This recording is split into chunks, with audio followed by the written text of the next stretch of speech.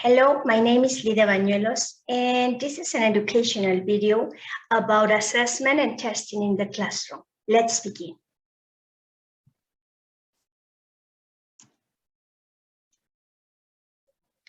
Evaluation involves all the factors that influence in the learning process.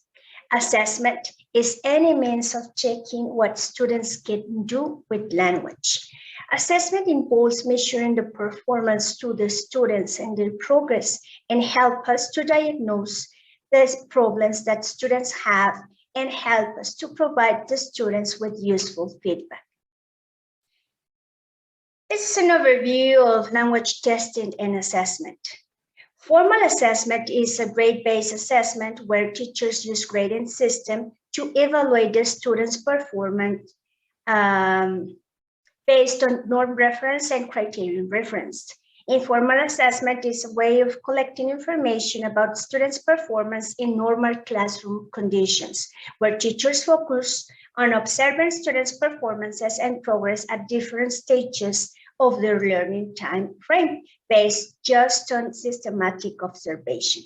Self-assessment is the active process of judging your own achievements of programs. Can provide teachers with useful information about students' expectations and needs, problems and worries, and reactions to the materials being used. Summative and formative assessment. Formative assessment are those assessments which aims to assess learning, and summative assessments are those which aims to assess learning. Test type according to the purpose. Okay, we have aptitude assessments. Aptitude refers to a person's capacity for learning something. Language aptitude tests assess a person's ability to acquire new language skills. Placement assessments. These tests are used to make decisions regarding to their placement into appropriate groups. These tests can be based either on a theory of language proficiency or on the learning objectives of the syllabus. Okay. Achievement tests. This kind of test evaluates a students' language knowledge to show how their learning has progressed. Unlike diagnostic aptitude and placement tests, achievement tests only cover information the students should have been exposed to in their studies thus far. Diagnostic tests are tests used to determine students' areas of strengths and weaknesses. Of weakness, in order to determine appropriate levels and types of teaching and learning activities. Progress assessments. These tests are usually written and administered by a class teacher and look back over recent work, perhaps the work of the last lesson or week. Proficiency tests refers to a person's competency in using a particular skill. Language proficiency tests assess a person's practical language skills. Proficiency tests share some similarities with achievement tests, but rather than focusing on knowledge, proficiency tests focus on the practical application of that knowledge. There are three phases to categorize assessments. For example, first generation test, second generation test, and third generation test. First generation tests are broadly associated with the grammar translation approach to language learning. Candidates are asked to complete various questions such as compositions, translation, or simple questions, and answer activities devoid of context. Second generation test. Questions in this kind of test normally measure one item of language known as discrete point. Since each question tests are tiny aspect of language, for example, verb form, prepositions, etc., tests are often very long. So these tests are criticized because they do not sample integrative language as first generation tests. Third generation test is about testing of integrative language. Those tests which have come along to back of developments in communicative language teachings, thus communicative tests aim to emulate real-life language use. Recent models of communicative language ability propose that it consists of both knowledge of language and the capacity for implementing that knowledge in communicative language use. Fundamental testing principles. We're going to describe in first competence versus performance, usage versus use, direct versus indirect assessment, discrete point versus integrative assessment, objective versus subjective assessment, receptive versus productive skills, backward and forward-looking assessment, contextualized versus disembodied language, criterion reference and norm reference assess, and reliability versus validity. Competence versus performance. Competence is an ability and performance is an activity. Competence is about knowing something and performance is about doing something. Chomsky drew this distinction between the ideal knowledge all mature speakers hold in their minds, competence, and the valorization of it that comes out in language use as performance. Third generation testing is often called performance testing. Usage versus use. Use refers to the act of using or state of being used for a purpose. Usage refers to the habit or custom in which language is spoken or written.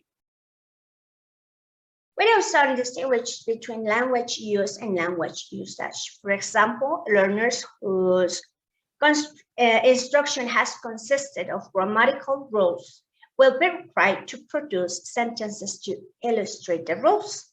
These sentences are for some samples of usage. Examples of usage can show the learner's current state of competence, but will not necessarily indicate anything about the learner's possible performance. Direct versus indirect assessment. Direct assessment refers to any method of collecting data that requires students to demonstrate knowledge, skill, or behavior. Indirect assessment refers to any method of collecting data that requires reflection on student learning, skills, or behaviors, rather than a demonstration of it. Discrete point versus discrete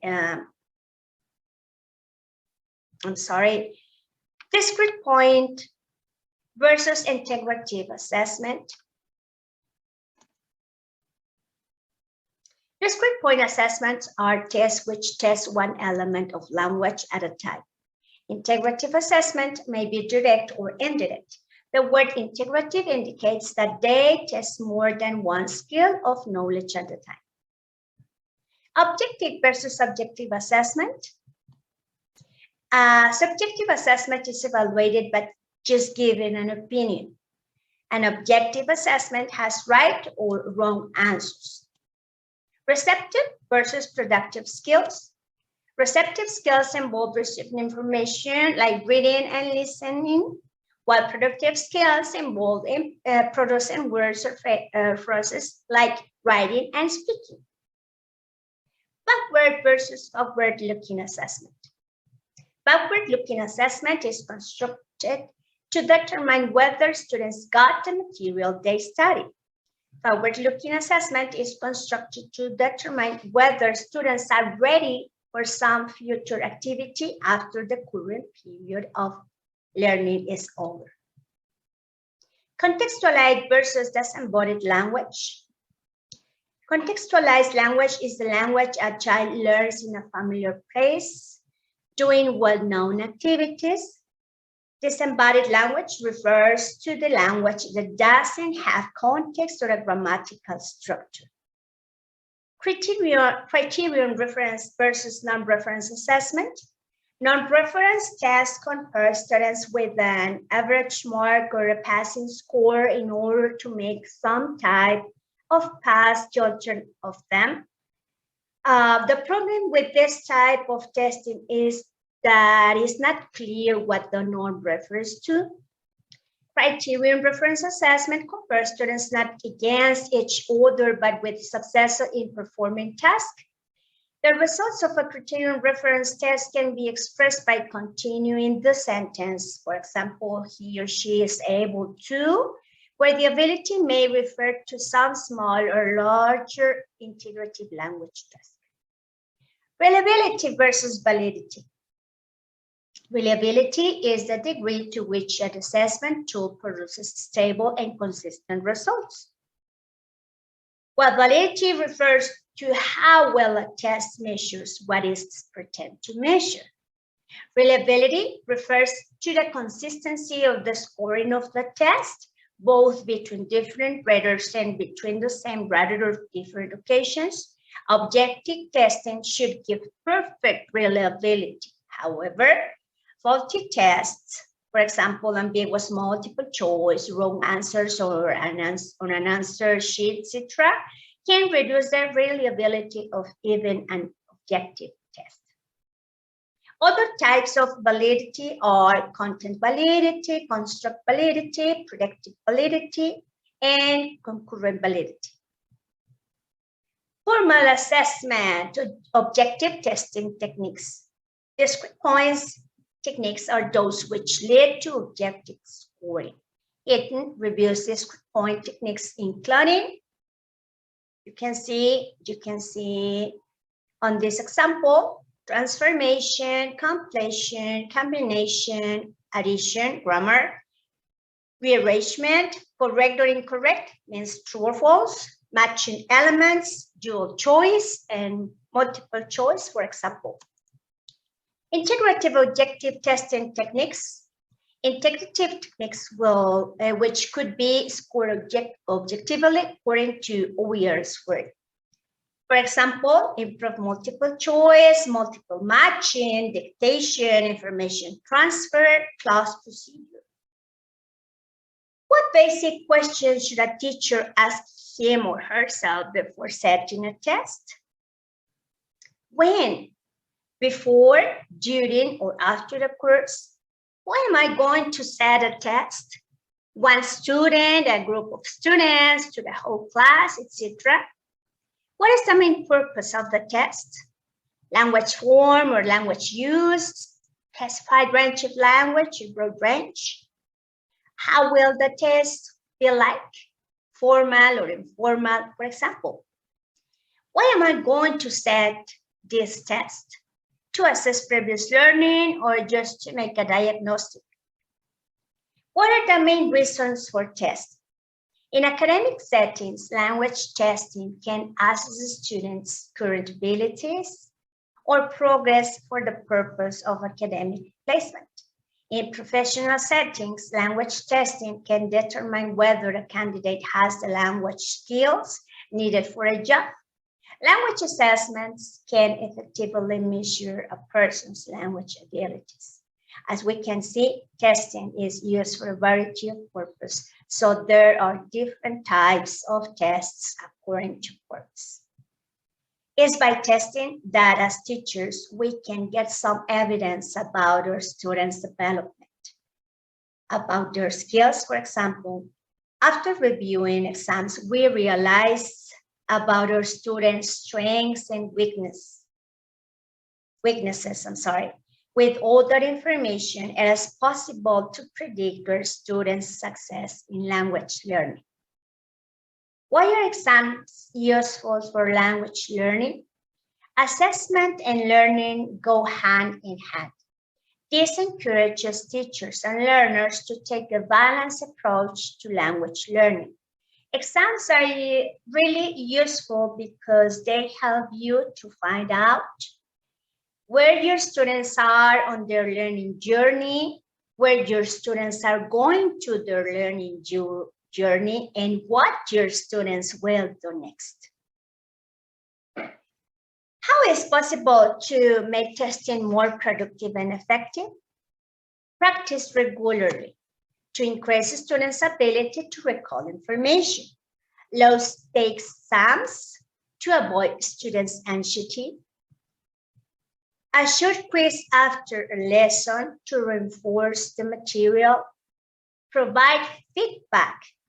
Allow time for feedback and give students space to reflect on their own language. And sample drip strategies.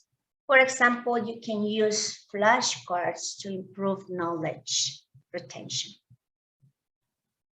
Some alternative to testing, for example, sometimes the idea of exam can be scary and stressful. So you have to remember that testing is not only about exams. There is also tests in class like quizzes, puzzles, or games that are actually a part of testing learners. Remember, informal testing happens all the time in classes. You can for example, concept checking, monitoring, controlled exercises, answer checking, creative writing, correction spots. Continuous assessment portfolio-based, perhaps on paper in some sort of book, or even better, made online, is a really good way of getting your learners to see how far they have come. If you get them to look back on some writing or maybe a short video, they will see their own progress, hopefully, and that can be motivational and meaningful for them. Conclusions. There's no one or right way to assess learning of a language. It is the hard task of the teacher to choose an opinion for the assessment of their students, which suits the circumstance that the teaching and learning operates in. However, it is important to keep in mind all that we read along this subject to know what kind of tests are suitable to our learners, or at least to know desirable characteristics of a test to design efficient exams. Testing and assessment have an essential role in the development of our students' communicate competence. An exam can motivate or can unmotivate our students to keep learning. That was my video, my educational video. Thank you for seeing me. These are the reference for my job. That's it. See you the next time. Have a nice day.